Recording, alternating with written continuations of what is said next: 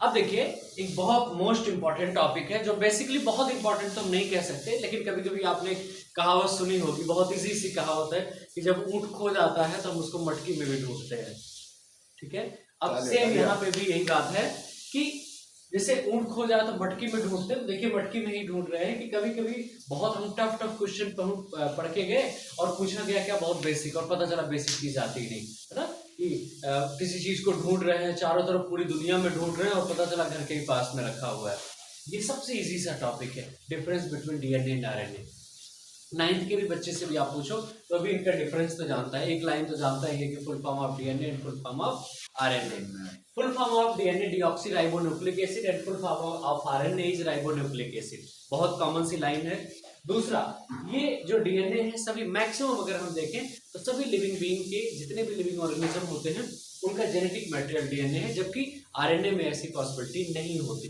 RNA कुछ viruses का genetic material होता है, लेकिन डीएनए मैक्सिमम जो लिविंग ऑर्गेनिजम्स होते हैं उनका जेनेटिक मटेरियल डीएनए होता है। बिल्कुल शॉर्ट रिवीजन पे आपको लेके चलता हूँ, फटाफट बिल्कुल चुटकियों में याद हो जाएगा।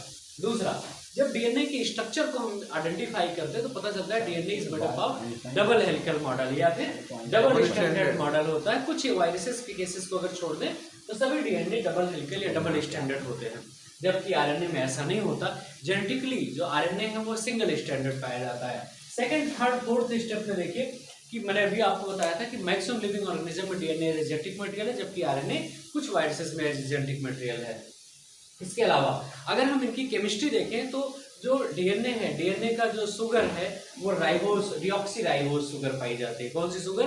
डीऑक्सीराइबोस शुगर पाई जाती है, जबकि आरएनए में जो शुगर है वो राइबोस शुगर पाई जाती है। इसके अलावा जो डीएनए में नाइट्रोजनस बेसिस हैं उसमें एडेनिन, ग्वानिन, साइटोसिन, थाइमिन, बहुत इंपॉर्टेंट है, टी आपको याद करना है, थाइमिन प्रेजेंट है, जबकि आरएनए में थाइमिन नहीं है। क्या क्या है? यूरेसिल प्रेजेंट है।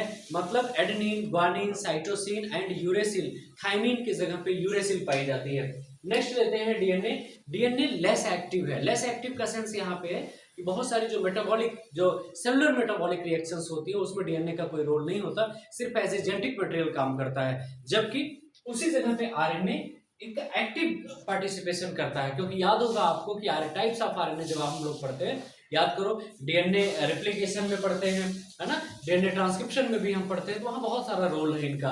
वहाँ आपको 3 टाइप्स ऑफ आरएनए पढ़ाए गए थे, एमआरएनए, आरआरएनए एंड टीआरएनए, तो सभी का रोल है, इसलिए हमने वर्ड यूज किया मोर रिएक्टिव, जबकि डीएनए लेस रिएक्टिव था। लेकिन अगर केमिकली और स्ट्रक्चरली देखें तो डीएनए देखो लिखा है हमने कि मोर स्टेबल है ना। बहुत आसानी से आप जेनेटिक प्रॉपर्टी भी जब पढ़ते हैं वहां भी पढ़ते हैं कि अगर आसानी से हम इसका टेम्परेचर बढ़ा दें तो ऐसा नहीं कि तुरंत डिस्ट्रॉय हो जाता है, या फिर टेम्परेचर कम कर देते तो फिर बॉन्ड ऊपर जाएगा। कुछ कंडीशंस को छोड़ करके बाकी सिचुएशंस में ऐसा नहीं होता, तो हम कह सकते हैं कि DNA is chemically and structurally more stable, जबकि आरएनए के साथ ऐसा नहीं है, आरएनए लेस स्टेबल होता है। नेक्स्ट स्टेप पे आते हैं कि DNA occur inside the nucleus and generally in some cell organelles. याद करो जब आप 9th में थे और 11th में थे वहां पे भी आपको ये टॉपिक पढ़ाया गया था, वहां बताया गया था कि कुछ केसेस में, कुछ प्रोकैरियोट्स में अगर छोड़ दे, उनकी बात छोड़ दे, तो वहां पर ट्रू न्यूक्लियस चूंकि एब्सेंट था, वहां पर डीएनए साइटोप्लाज्म में पाया जाता था, ये एम्बेडेड होता था। लेकिन ज्यादातर केसेस में जो डीएनए है वो न्यूक्लियस के अंदर बंद होता है। और याद करो 2 सेल ऑर्गेनल्स भी हैं जो बहुत आप बचपन से पढ़ते आ रहे हो, 9th से पढ़ते आ रहे हो। 2 सेल ऑर्गेनल्स ऐसे थे जिनके अंदर जेनेटिक मटेरियल डीएनए पाया जाता है। कौन कौन से थे वो? Mitochondria and chloroplast. जबकि यहाँ पे नहीं है, देखिए वेरी लिटिल अकर इन न्यूक्लियस, न्यूक्लियस में जनरली बहुत कम है, और अगर है भी तो वो रिएक्शंस के लिए यूज किया जा रहा है।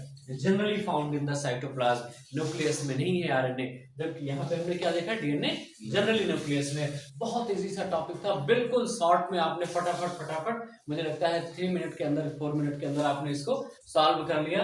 तो देखिए डिफरेंसेस आपने देखे डीएनए और आरएनए के।